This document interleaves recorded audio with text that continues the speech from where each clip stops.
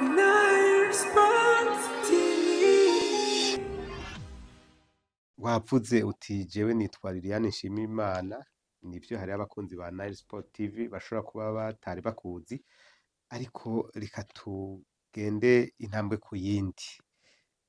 Uvuze uti Liliane Nshimirimana, abakunzi b'ibiganiro vya Nile Sport TV bumve iki? Bumve ko Liliane Nshimirimana ari nde, yavukiye he, zehe? Liliane Nshimirimana je navukiye ruguru muri komine ya Kiganda, umutumba Kanyami mu ntara ya Muramvya. Ubu tugiye kuja mu ntara ya Gitega yagutse.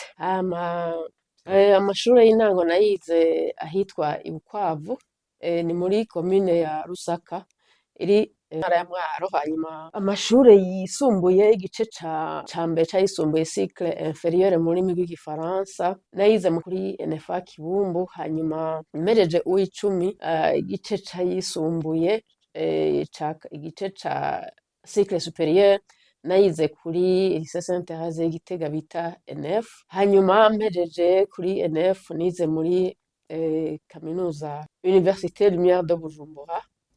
Nahakuye diplôme ya licence muri science de la communication, option communication audiovisuelle. Hanyuma amaster nayo en journalisme nayigize kuri kaminuza y'u Burundi. Ayo niyo mashure yanje novuga mfise. Nile Sports